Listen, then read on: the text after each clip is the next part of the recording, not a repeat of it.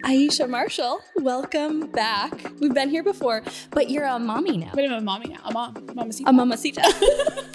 I know my coping mechanisms. I know how I self-sabotage, but I'm still self-sabotaging. I'm still ending up in the same situations. It's like awareness is different than embodiment of the actual transformation. Yes. Embodiment on one side of the bridge and awareness on the other. And the bridge actually is action. Relationships are mirrors. We energetically attracted to one another because we have the same wounds. I'm like, I love you because I am you. You know what I mean?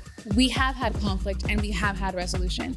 And it's been really beautiful. And I feel like that's why we're able to be like butt naked in friendship. Not literally, but like. Not yet, but I mean, but we would.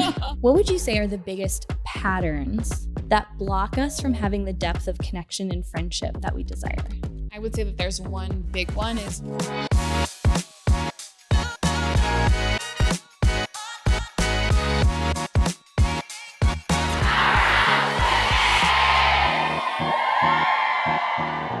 Today, I'm joined by one of my besties, Aisha Marshall. She's the founder of Butterfly SZN, which is a transformation company that helps people stop repeating the patterns that are keeping them stuck. And she's developed this brilliant framework that I've used. I talk about her journal all the time on the podcast. And now she's bringing her transformation framework to the topic of friendship. And I'm so excited to have this conversation because let's be real, friendship, when you're in a growth season, can feel sticky.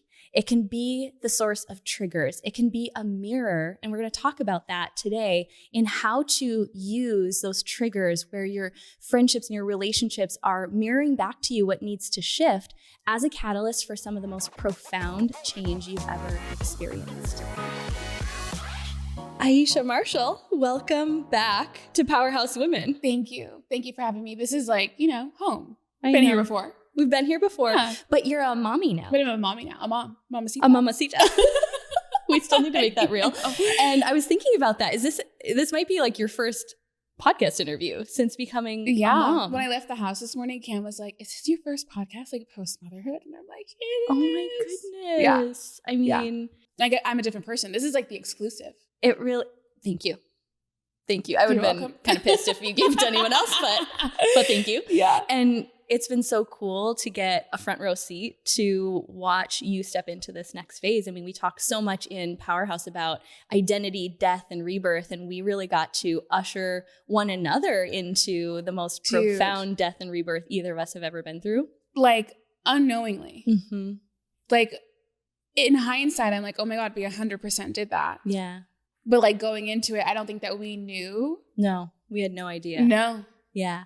Which we're going to dive into talking a little bit about friendship today and some of the content that you've been creating and your new friendship transformation journal. But I asked, it was like, will you come back? Because we have to talk about our story. Yeah.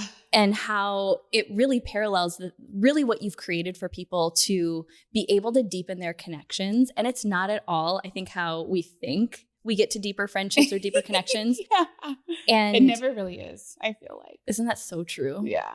When I think back to the last conversation we had on the podcast, I just remember the promo clip where you were talking about it's God and mushrooms. And I don't even think I had microdosed at that point. No. So like we're really 10 identities past where we last talked. We're 10 identities past that. Yeah. That was when I was like really trying to like get like the good girl Lindsay. Not that you're bad now, but like I was really trying to get you to like break the rules a little bit. A little bit of a baddie. I know.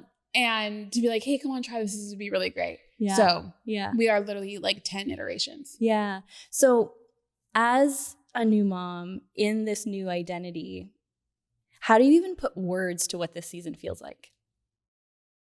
There's so many tentacles to this question.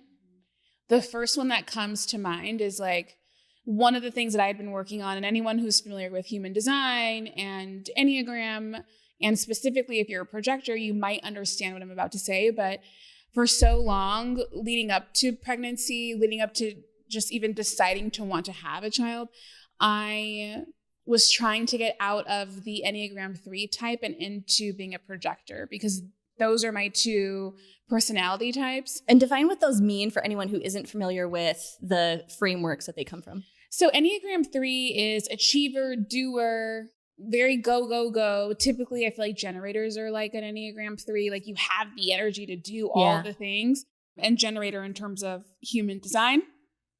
And you're accolade driven and you love awards and things like that. But like when you get to what's actually driving underneath that is like a low sense of self-worth, trying to get people to validate you. Not that, let me be clear, if you have some of those aspirations, that may not be the same route for you. That was just the route for me. And as a projector, you're not supposed to do much. You're supposed to be in flow. And what does flow mean? It's like, for me, it means, at least what I'm putting out into the world, I am receiving information in my atmosphere, and then I'm creating from that, those lessons to be able to help people kind of like navigate through those things. Whereas an old version of myself, I had like 3 different businesses. Like I just had all of these things like stacked to just get people to realize, I was trying to get people to realize like, look, I'm worth enough. I'm worthy. I'm worthy. Look at all the things that I can do. Like I literally have been doing that since I was a little girl. Like I remember one time being like dating, it was Cam actually. And I was like, I feel like his parents should like me. I mean, my resume is like really good. Did you print it and bring it over? No, I'm like, what does it have to do with anything? Your resume? Like I really thought that. And, you know, like I just felt like I was tied into like what I can do and who I was or what I did. And being a projector like was completely opposite of that. So I was doing a lot of work detangling some of those ideas and ideals and some of the corresponding action that I would take with respect to that. And motherhood, being pregnant, forced me to slow down. I like had zero energy to do anything. I was like beyond tired. Like whatever you think tired is, I was like more than that. So it forced me to not do anything. And like I seen my dynamic in my marriage change because I wasn't like trying to control everything. Like I couldn't, I was asleep. Like I seen like my dynamic, my relationship with work, like so many things were starting to shift because like the pressure of just being so tired had to shift, and the priority of like wanting to have a healthy baby also had to shift. And so that kind of like helped usher me into being more in a projector type of embodiment, if you will. And with that showed me all of the places that I held my worth in that was not intrinsic. And I feel like it's allowed me to see my value as just a human being, period, like irrespective of anything.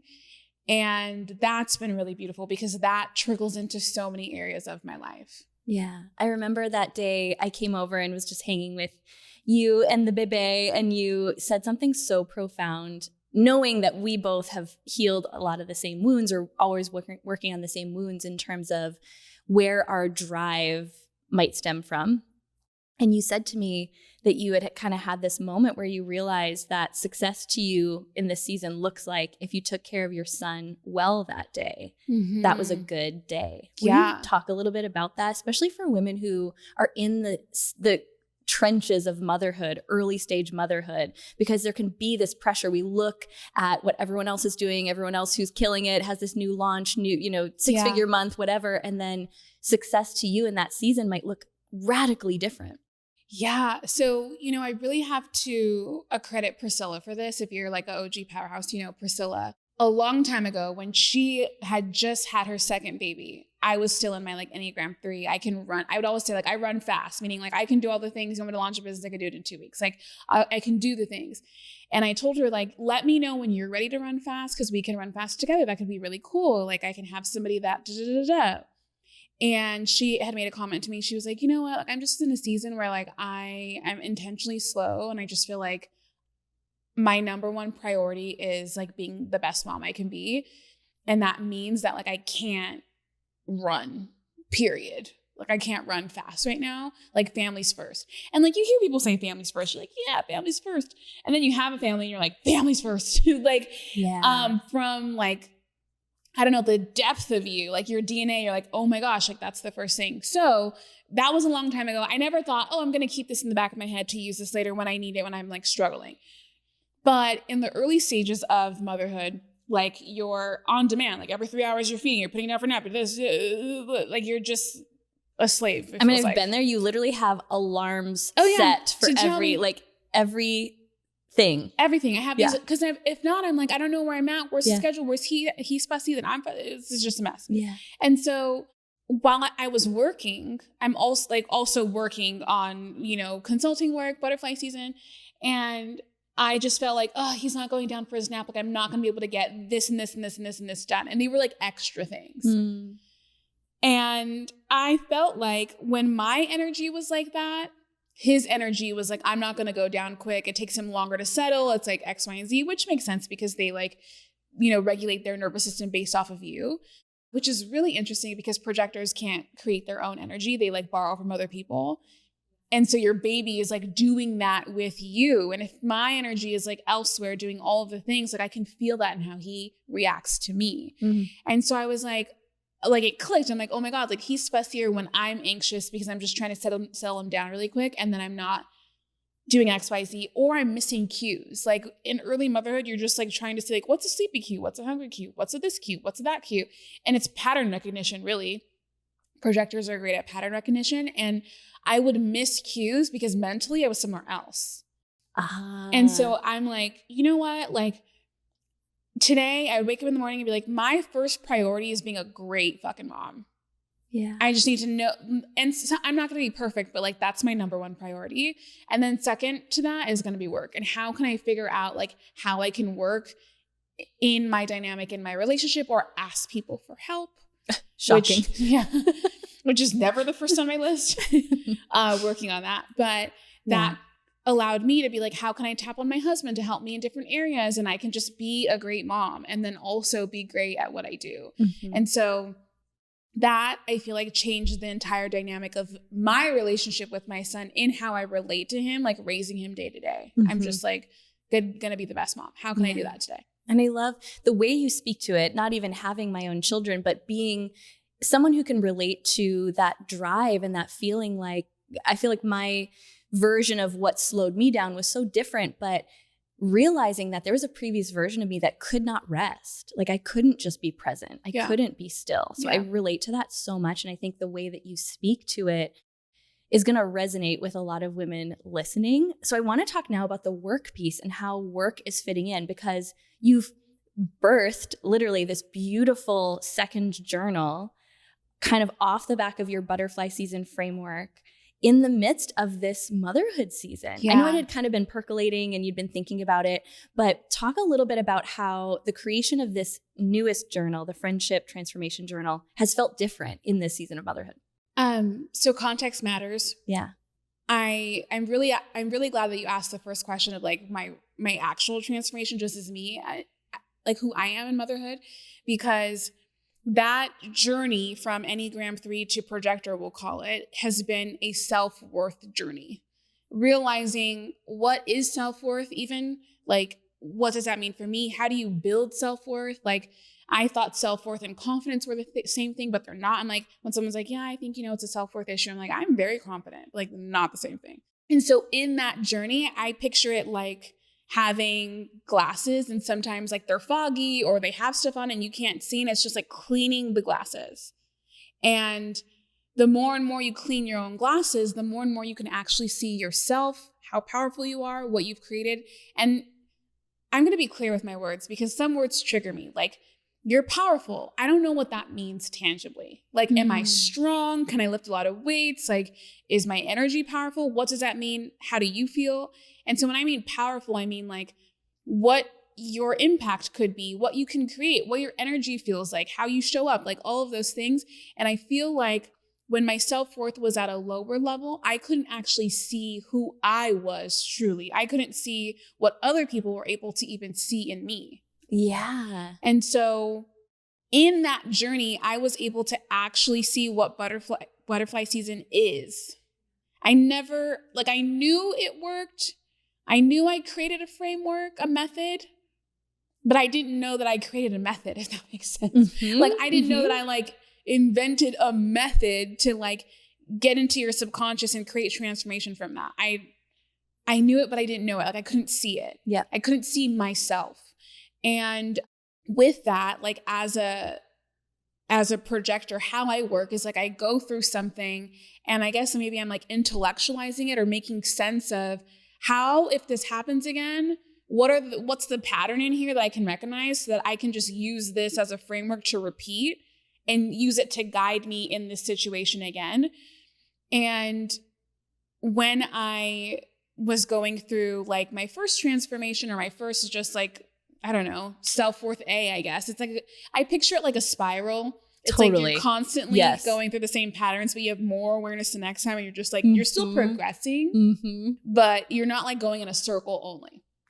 And so Butterfly Season, the guided transformation journal, was like my first iteration of going through like a really difficult season and trying to pull myself out in a way that's just beyond understanding what you're going through.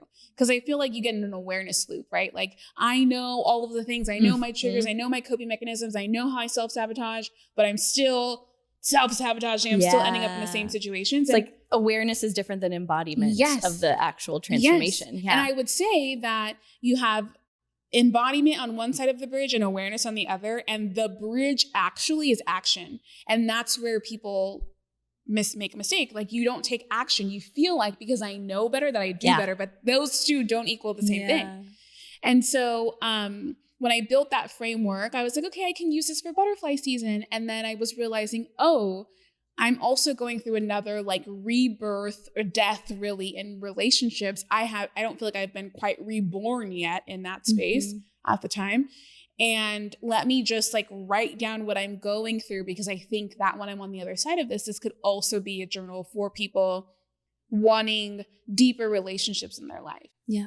Yeah. And it's something I mention on the podcast a lot, the transformation journal, because I feel like specifically for those who are new into being ready to step beyond just awareness into embodiment, it's such a tangible and practical guide to follow.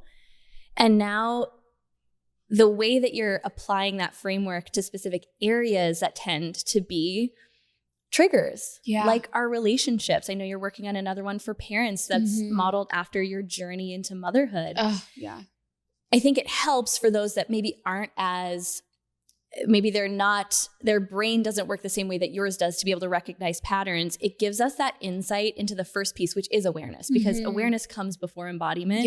But then the bridge is the awareness of, okay, now what needs to shift? And once you see it, I feel like we have these conversations all the time. Once you see your own patterns, you can't unsee them. It's like you cannot put that genie back in a bottle.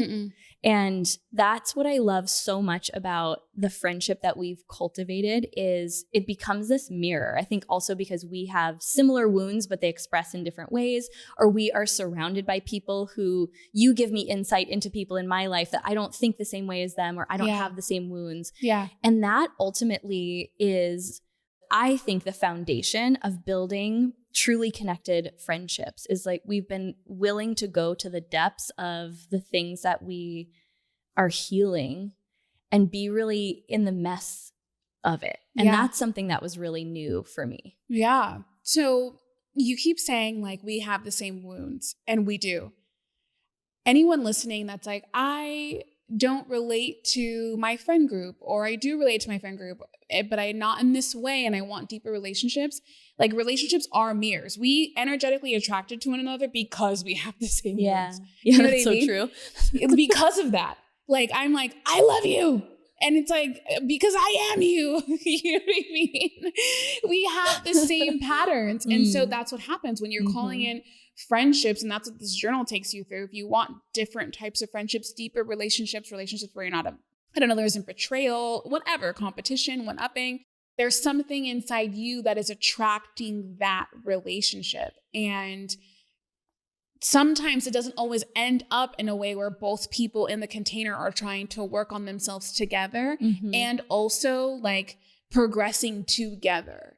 One of the things that brought me to creating this journal, and one of my biggest realizations, is that people often will say like, you know, I've outgrown that relationship. And it sounds like I'm growing and that person isn't. But like, I could be working on worthiness and you could be working on something else. And they could be not in direct conflict, but if I'm working on self-worth and you're not working on self-worth, I may not want to relate to you in the same way I have been, because it's not acting in a high self-worth way to do X, Y, and Z with you. Yeah. And therefore the relationship kind of like splinters off. Yeah. Especially if you're just not doing any work on yourself in general. You're like, oh my God, you're this, I can no longer relate to you. Or what happens is my growth starts to trigger you, and then you don't want to relate in this relationship anymore, because in order to relate, because we are mirrors and energetically attracting each other, we would both have to, I don't want to say up or down, but we'd both have to go in the same direction-ish together to keep that container alive. And so one's not good or bad, but it just, people can be going in working on different things at different times that don't actually foster that container to stay connected anymore.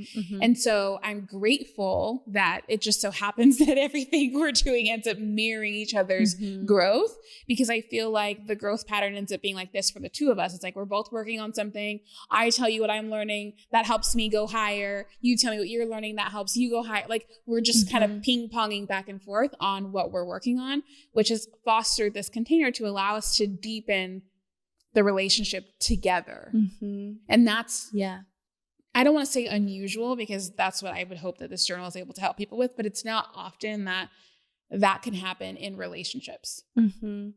I'm thinking specifically about one of the unique dynamics that I think we both had the opportunity to notice how, because of the groundwork we laid before our personal lives hit this specific stage, we were able to stay in connection with one another, even though in the past this would have been a trigger. So let me share what I'm talking about. It didn't occur to me until I think this year when I hit the 1-year anniversary date, where I said, I mentioned a specific date. I said that was 1 year to the day that I discovered my former partner was having an affair. And you said, that was the day I found out I was pregnant. Now, I remember we went on a walk. That's like one of the ways we love to connect. We went on this long walk. And I remember the day that you told me you were pregnant, I told you that I realized my relationship was unraveling. And what I want to parallel about that, I want you to speak to it, because that could typically be one of those triggers where, for no fault of any of the individuals, it's like it just may not work for you to stay in connection when someone is deeply holding space for a loss and another person is deeply holding space for, this was a pregnancy after loss. So this was like a different kind of celebration. And we found ourselves in this place where I noticed that a previous version of me would have had trouble allowing myself to share with you how deep my pain was, because I didn't want that to take away from your joy. Yeah. And you might have had an experience similarly of not wanting to share your full joy, knowing that I was going through a different season. And that was the first time for me. I just was so aware of how special that was because of the safety we'd created. But I also think because of the work we had done on ourselves, that I was learning the lesson that I don't always have to be the strong friend, that it's okay to let people support me, and that it doesn't have to take away from their joy. Yeah. And vice versa. On that walk, I think that, let me rewind. So we would walk often. That's the way that we like to connect, as you said. And what I realized that we would do on walks was, you would be like, I would get my shit off and we would only focus on my shit. And then you would get your shit off and then we'd only focus on your shit. And like, that's what, like, we allowed the container for everyone to have their full expression of whatever they were like working through, which I feel like really teed us up to be able to have a conversation like that held the duality of happiness and loss, welcoming something in and then ushering something out. Because I remember I told you this whole story about how I found out I was pregnant and how like magical the whole thing felt. I was like asking for signs and they were like so loud. And I was like, oh my God. And you're like, and then, it was just like really suspenseful. We were like laughing, crying, all the things.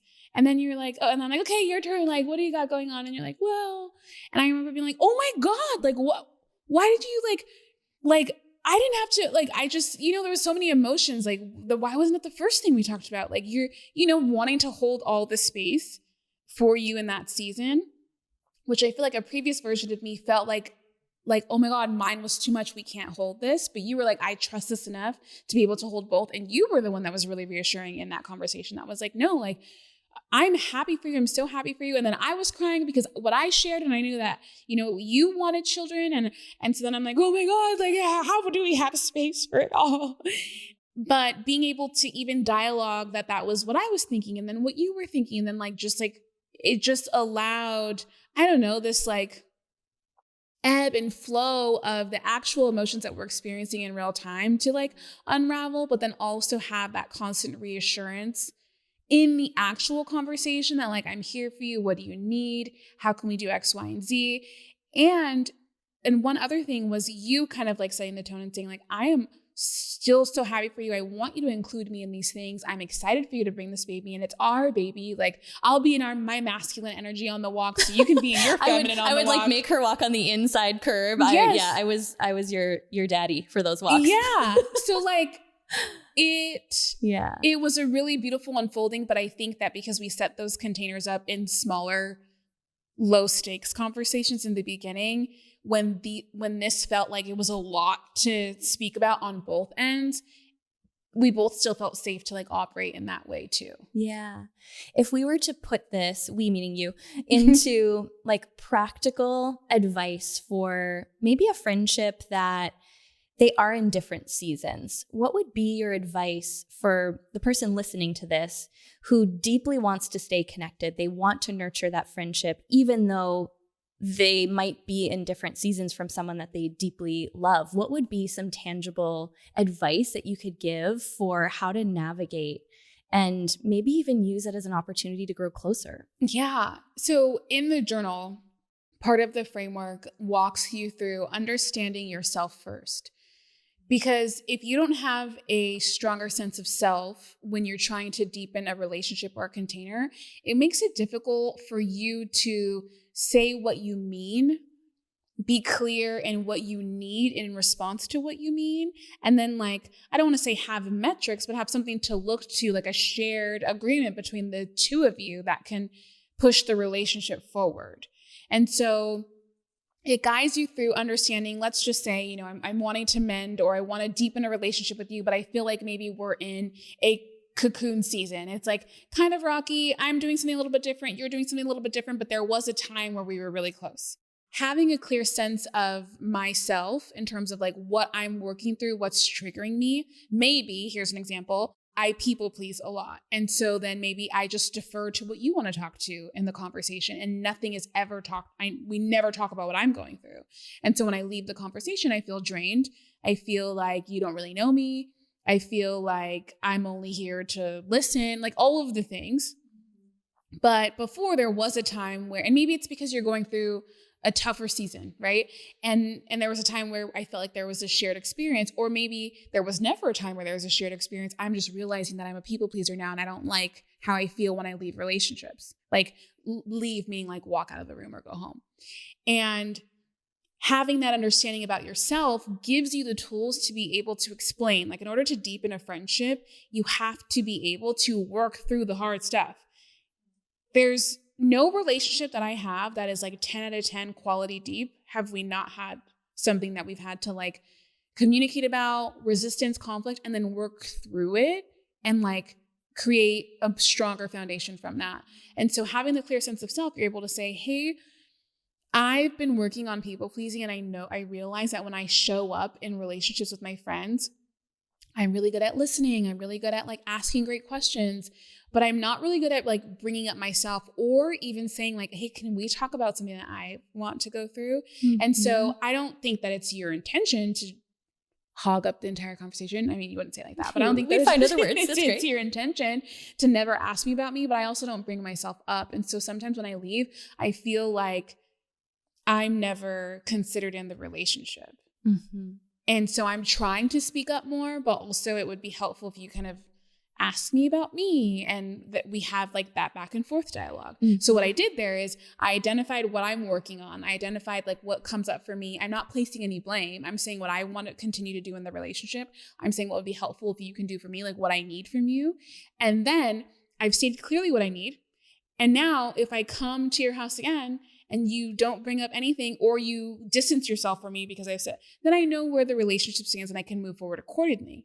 And move forward accordingly looks like what? It could either be like, hey, this isn't working out, and I can decide to like end the relationship verbally, or I can slowly distance myself. And in the journal, there are like elements to determine which one is the appropriate action you can take. Because what a lot of people do in friendship, especially women, and I'm guilty of this too, is being like, she's like not for me. Like our energies are just different. And then never saying anything when sometimes the relationship probably did warrant a conversation to either mend, end, or, mend or end, really. Yeah. And back to the self-worth wound, we'll just call it, which I think there's different ways that shows up actually for a lot of us. Mm-hmm.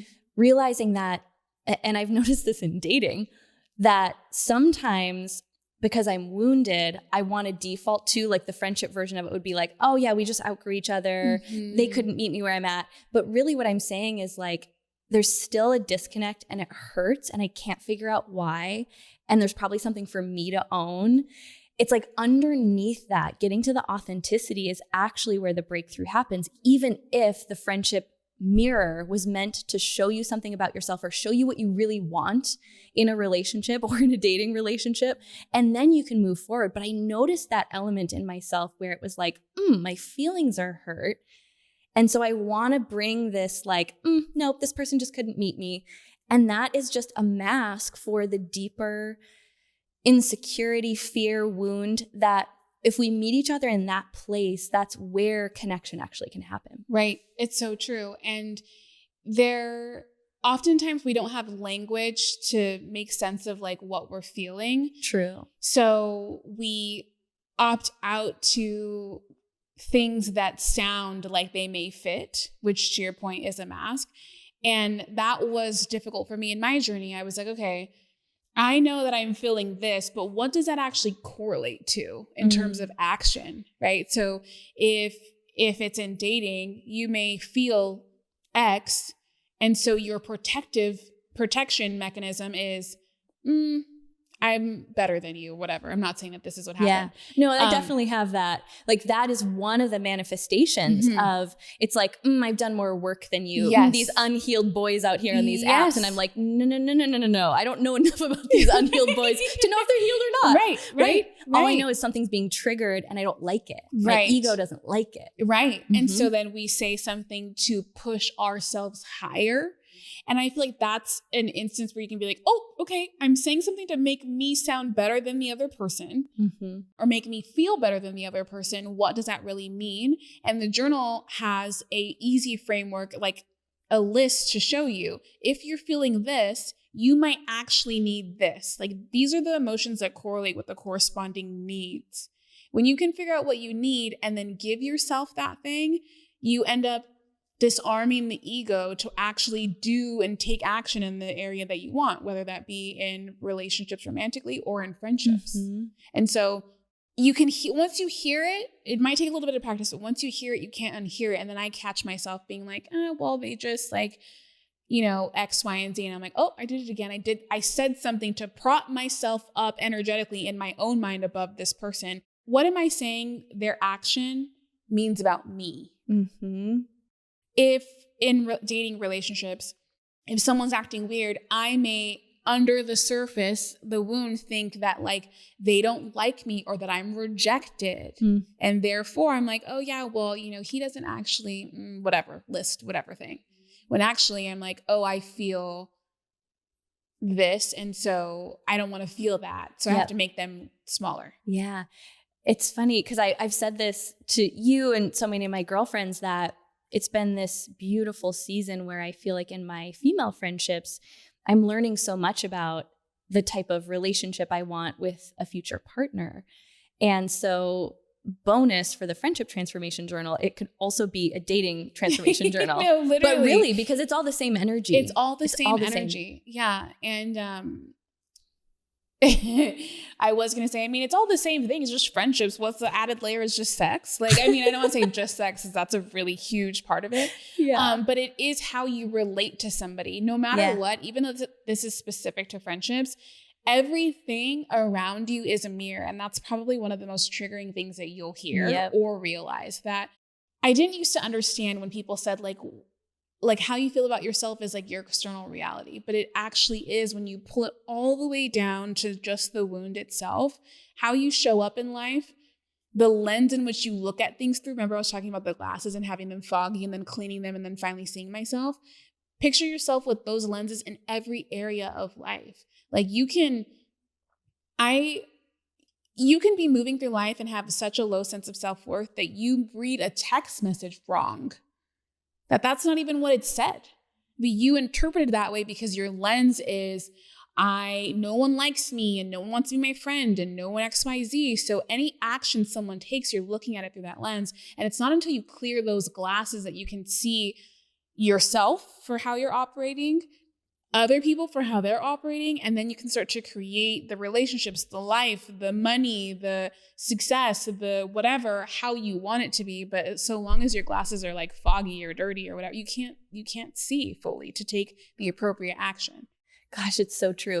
I mean, it really is. That's what I think in this season, and what I've learned is that I think relationships, that is the role they play in our lives. Mm-hmm. And you had this great quote on the Butterfly Season Instagram. It said, friendship is a mirror. It's going to reflect what you're not ready to face. Yeah. And we can just even insert the word relationships, right? Yeah. Relating with other people that you want closeness with. Yeah. I used to go through my life thinking those were just supposed to feel good and make me feel good about myself. Mm-hmm. In this season of the growth that I really want, I realize it's the opposite. It's not necessarily that these people are attempting to trigger me, but if I'm really committed to the growth that I say I am, I'm going to be triggered and it's going to mirror back to me what I'm not seeing in myself. And that right there is the opportunity. So how do you work with when you have one of those moments? You can pull from something that's happened recently or just talk about it in general. Talk us through like an overview of the framework and what we can find in the journal for how to meet ourselves in that moment. So I had two relationships kind of like shift at the same time. And what I was realizing was I had an inability to self-advocate. Like I wanted someone else to advocate for me. And if we get really deep, my mom would always advocate for me. I was the youngest. My mom is one of 8, so I have a ton of cousins, but I was like the last born of the cousins. So I was like always picked on. My mom would go and tell my cousins, like, you don't, like, she would never be like, go tell them to stop. You don't want them to hit you, do whatever. You know what I mean? Like, she would just come and save the day. In school, like, if the teachers were mean or something, which adults to adults, but like, my mom wouldn't be like, well, make sure that you express how you feel, if this. Yeah. Like, I wasn't ever really armed with tools to defend myself. Granted, let's be clear, I have a sharp tongue, but I don't know. In certain instances, it's really difficult for me to self-advocate. And in life, I always expected somebody to self-advocate for me. Even in like marriage therapy, before you get married, what's it called? Like premarital counseling. Yeah. We learned about love languages for the first time, like however many years ago. And I remember being like, my love language is like you defending me is my love language, but that's really like my wound. I need someone else to do it, right? Like I heard something about how our love languages are actually just the unmet childhood needs anyway. Absolutely. So I'm like, that has lived rent free in my head. Mine feels like I want you to do everything for me. Yeah. And so with that, I was learning about myself, like how to self-advocate, and also realizing, because I was triggered in relationships, when somebody wouldn't advocate for themselves, but other ways they would do it in a manipulative way. So let's just say you and I are having like tension, but you never say anything. You just treat me different. Mm-hmm. Maybe you're passive aggressive. Maybe you're like not doing the things that we would normally do, or like in a room talking to everybody, but like never talking to me or not even looking at me, just like those subtle things that you can't quite say. And when you say them, you sound crazy, but that we both know that you're being weird. Yeah. Yeah. So that's an inability to self-advocate. I was triggered by that because someone was doing that to me. And so I was so triggered by it. And I'm like, what? Like, I'm like, I didn't do anything. Like, I don't know, like, what's what? But it also at the time in that evolution of realizing that felt like it's out of integrity for me to ask what's wrong, because I'm learning how to self-advocate for myself. And I feel like I'm taking on your responsibility for yourself by asking you what's wrong. I feel like you want me to ask you what's wrong. And I feel manipulated by that.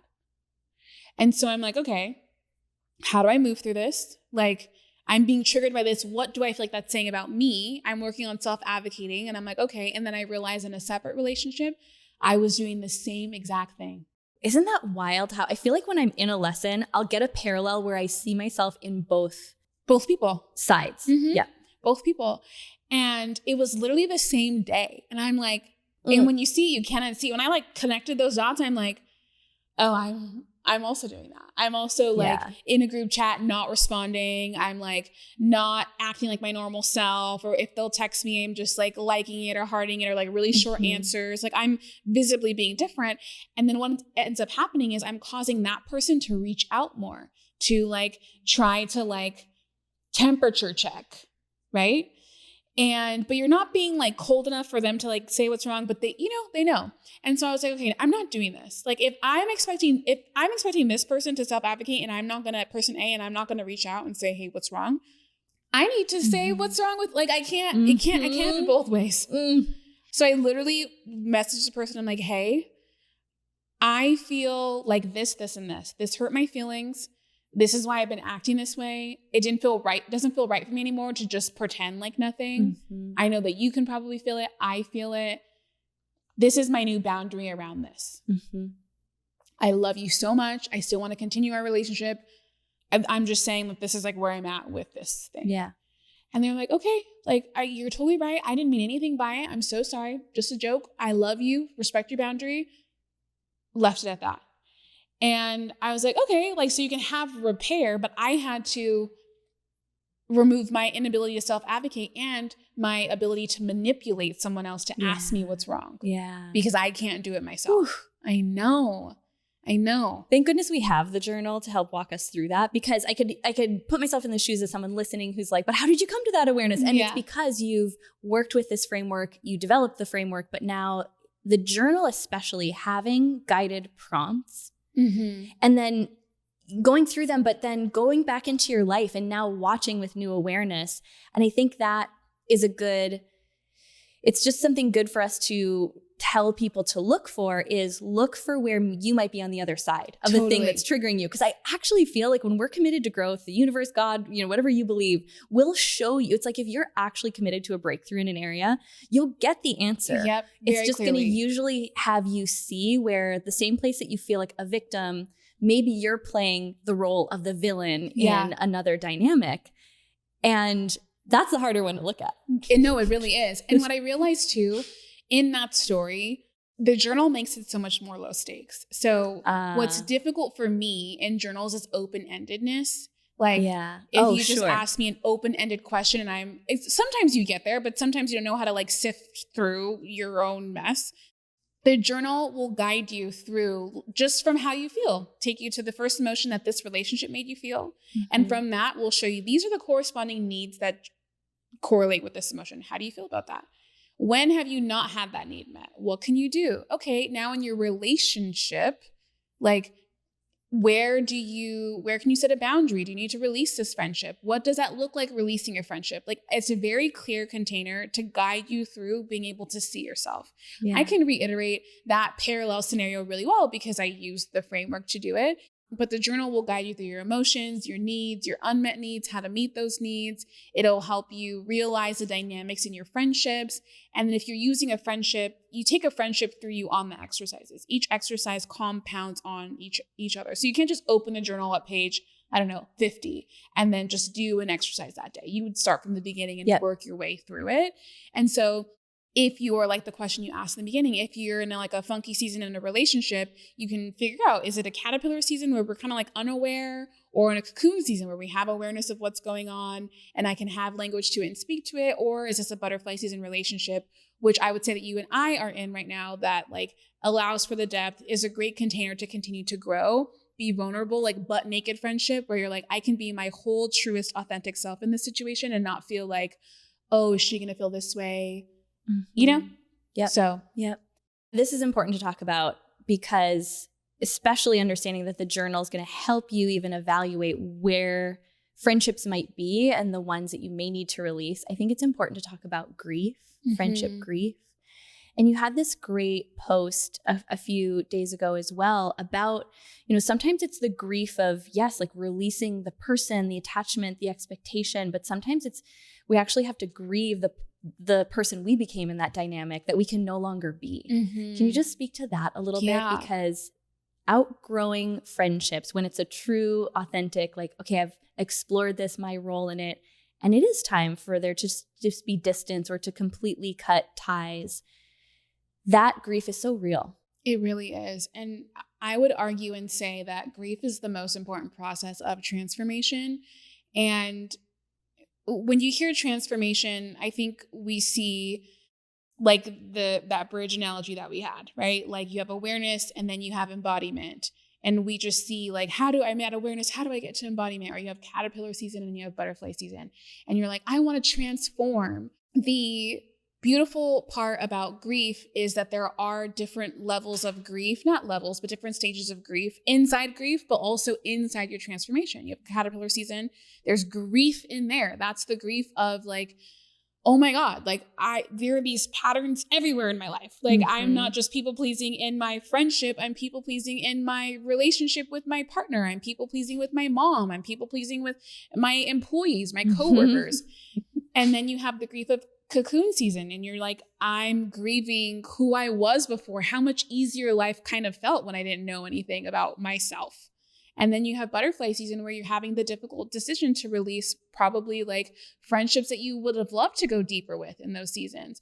And the beautiful thing about grief is that there's always a gift at the bottom of it, I say. Like there's something that beautiful that comes out of actually going through every stage of grief and allowing yourself to move through those emotions. If you bypass grief will make you U-turn and come back over and over again until you actually just allow yourself to move through it. Yeah. So in the journal, there's a grief section after every phase of your transformation because to me, grief is so important. Yeah. And that's been something I think that we've both created a deeper relationship with. Mm-hmm. Grief has whether we wanted to or not. Oh my God, no. And like, and I would encourage you to look up the phases of grief. I can't name them all on my own, but they all come with their own energy. And when I was grieving my loss, I was the one phase of grief, and I don't even remember like what the term would be called, but I was like nothing. Isn't the bargaining one or no? Where when in your nothing means nothing. When we sat in my living room and I sobbed. You invited us over. We had sushi. I think everyone got maybe what they wanted. I think I was eating sushi or the Henry. I don't know. Doesn't matter. Nothing meant nothing. Nothing meant nothing. And I was like, nothing means nothing. Like I truly felt like nothing in this world means anything. Like, what does anything mean? And everyone's looking at me like, it's like, okay. And then it's usually the person that has experienced the most grief understands. And at that point it was Kelly. And she was like, have you looked up the phases of grief? And so beautifully didn't try to save me and say, these are them, look them up. She was like, I would look them up, which is so beautiful because she's not abandoning herself to save me from my despair, allowing me to sit in my grief, which is also a difficult thing. And then me coming to terms on that on my own. And grief is what created the first journal. Grief is what's created the second journal. Like you get clarity after grief. You can take appropriate action after grief. Grief is the hidden gem. Grief is, people sleep on grief because it's also painful. Yeah. So as we kind of like tie this together, I see the theme of this episode being like, what does friendship look like when we're in a growth era? And when I think about this and the biggest lessons that I've learned, I'd love to have you speak to just this question, and we can just list the high level of what people are going to find for themselves in the journal. But what would you say are the biggest patterns that block us from having the depth of connection and friendship that we desire? The biggest one, I would say that there's one big one, is not knowing how, not being open to, and not taking action around conflict resolution. The only way for you to tell your mind that this is a safe space, I can deepen this relationship, and I would say to deepen a relationship, is to be able to have conflict resolution. If what we're saying is true, everyone is a mirror, you're going to be triggered by the people that you're around the most. You just are. And if you never bring it up, You will constantly be operating in an energy where there's a conversation happening underneath the table and there's a conversation happening above the table, where you're saying words, but I know what you mean underneath and you know what I mean underneath, but we've never actually spoke about what we mean underneath, but we're taking action on what we mean underneath the table. But still saying the words up here, and we can feel the disconnect. Yes. Mm-hmm. That is what I would say is the biggest thing, because nobody wants to have conflict resolution. Why? Because it causes you to get vulnerable. When I laid out that framework of like understanding yourself first, and then after understanding yourself, you're able to explain what you need and how you need it and how you want it. The most beautiful thing is being able to explain that and someone being able to meet you in that. And you're like, wow, I can trust them. Move forward. Next conflict. Wow, I can trust them. Move forward. Or what's also beautiful is this relationship actually doesn't foster my growth and they can't move with me where I'm moving. That's also really beautiful. Why? Because it opens you up for relationships that can actually do that. So true. So where can people find the journal? And then what can they expect from the guided friendship transformation journal in particular? Because you also have the Butterfly Season guided transformation journal. Now this is the friendship transformation journal. So where can people find both? Because I honestly think people are going to find themselves drawn to one or the other. Right. And both are going to get you some really powerful insights. So butterflyseason.com or It's Butterfly Season on Instagram or TikTok. And it's SZN. Oh yes, SZN. The way the cool kids say it. The way the cool kids say it. Butterfly Season, SZN.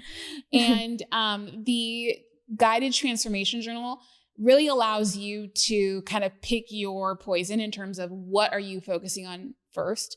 And you don't even have to think about what you're focusing on. The first question is like, name a time something didn't go the way you wanted it to go, or something that like lives rent free in your mind. And from there, we'll walk you through like what was the issue there. So an example for me would be like when I was talking about the marital counseling, premarital counseling, I like felt like my love language was self-defense, someone defending me. Yeah. If I just use that, I can take myself all the way through that unmet need, where it came from, X, Y, and Z. So if you're like in the beginning of transformation, or if there's a repeated pattern in your life that you just feel like I need to fix this, it could be financial issues, it could be relationship issues. If you're meeting the same partner over and over again, it's just a different person, but they act exactly the same. Like you can use that as a starting point for the transformation, the guided transformation journal. Now, from the friendship standpoint, if you are feeling like you are growing and your current friend group doesn't speak the same language as you, they're not interested in the same things in terms of where you're trying to go, or if you keep getting betrayed by friendships in certain ways, or if you just don't have the type of girlfriends that you want, maybe you've moved or in your different location, or just in general, you've never been able to have like deepened relationships, like that is what this is for. If you want quality friendships where you can grow together and be together freely, your whole true authentic self, and be able to be vulnerable. If you want the friendships that you see, you feel like other people have, but aren't like in your vicinity, this would be a book for you to do that. If you're feeling like you want to end a friendship, this can help you determine if it's worth ending or if there should be some conflict resolution that's happening. And have the words to, not that you need to give yourself that permission, but understand why you're feeling the distance, or even sometimes the words to release it with love. Right. Because it doesn't have to be messy. Exactly. Because here's the thing, you will end up in a situation like this again, and you don't want to be shooting from the hip and then realizing the consequences after the fact. If you know and you can make an intentional decision, you're like, okay, I'm either going to shoot from the hip, or I'm going to wave a white flag, or I'm going to retreat. Like you have different options to enter into the situation. Informed options that are aligned with where you're trying to go. That's what this journal is for. And we'll link everything in the show notes, of course. But I mean, just my personal testimony is I've used the journal, work with the journal. It's been such a pivotal part of my transformation journey. And then I feel so lucky that I get to live it out in friendships like ours. And that's been the foundation. Everything we talked about today is the foundation of why this friendship has been as nurturing and expansive as it has. And it's been hard. I know it's like pushed both of us to our edges of being honest and having those conversations that feel really vulnerable. And every time we do, we usually are in tears talking about how proud we are of ourselves, because we felt the difference. We felt the shift, that we were able to go deeper, and we realized that we almost missed that opportunity. No, literally. And I will say, for anyone listening, like, we have had conflict and we have had resolution. And it's been really beautiful. And I feel like that's why we're able to be like butt naked in friendship. Not literally, but like. Not yet, but I mean, but we would. But I would if I had to. No, but just being able to be honest and vulnerable and feel like this is a container that I can really be my true self and grow in. Like there's not a lot of conversations that you're having where you're like actually truly vulnerable and allowing people to see you in your mess. And relationships, the container of a relationship is a really beautiful container for that to happen. Mm-hmm. It's been such a beautiful journey. Yes. And you've answered this last question multiple times, but never as a mamacita. Never as a mamacita. What is a recent powerhouse moment you want to celebrate with us? Oh, birth. But for real. For real. And I did see that video. Yes. We did. We went there. Yeah. So she has to be butt naked. No, I, as an Enneagram 3, I was not an embodied version of myself. What does that mean? I was outsourcing so many of my things, was looking for validation, looking for affirmation, looking to see, how do you think I'm doing to determine how I'm doing? Birth requires you to be like the most present and work in unison with your baby. And I really feel like him and I did that. Yeah. And so it was amazing. People would be like, your body knows what to do. And I couldn't fathom that. 1, because I'd never had a baby before. 2, because I outsourced everything before. My worth, my thoughts, everything. And so when you are an embodied version, when you're in your body, when you're present, your body knows what to do. And I really felt like my body knew what to do. Like I created a playlist. Cam and I created a playlist to listen to while I'm like giving birth. And I was like, fuck this playlist. I don't want to listen to this. I want to listen to shower sounds. Just listening to water and like birthing through my mouth. And I no one taught me that. I just was like the whole time. Wow. One of the nurses was like, are you wearing lipstick? And I'm like, no, I've just been laboring right here. Like the whole time. A natural lip plump.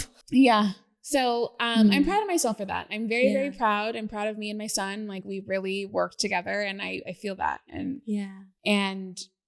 that was great. It just makes me think back to what you were saying earlier about the word powerful. Yeah. And I hear that and I'm like, that is true power, feeling our own power. Yeah. That's so beautiful. I love you. I love you. Thanks for having me on. Thanks for being here. Yes.